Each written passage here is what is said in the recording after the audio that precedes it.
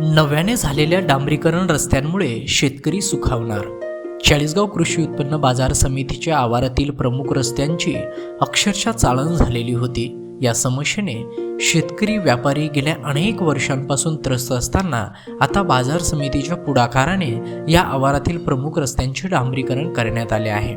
आमदार मंगेश चव्हाण यांच्या विशेष प्रयत्नातून सदर काम करण्यात आले असून चव्हाण यांनी नुकतेच या रस्त्यांची पाहणी केली आहे व यावेळी त्यांनी समाधान देखील व्यक्त केले आहे. तत्पूर्वी चव्हाण यांच्या विशेष प्रयत्नातून सदर डांबरीकरण झाल्याने सभापती प्रदीप पाटील, उपसभापती शैलेंद्रसिंग पाटील यांच्यासह संचालक मंडळ यांनी चव्हाण यांचे आभार मानले आहे. दरम्यान वर्षानुवर्षे असलेल्या या समस्येपासून सुटका झाल्याने शेतकऱ्यांमधून देखील मोठ्या प्रमाणात समाधान व्यक्त होत आहे. या प्रसंगी सभापती प्रदीप पाटील, उपसभापती शैलेंद्रसिंग पाटील, माजी सभापती कपिल पाटील, मच्छिंद्र राठोड, माजी उपसभापती साहेबराव राठोड, किशोर पाटील, संचालक मंडळ सचिव जगदीश लोधे, सहाय्यक सचिव सतीशराजे पाटील, व्यापारी व काही शेतकरी मोठ्या संख्येने उपस्थित होते.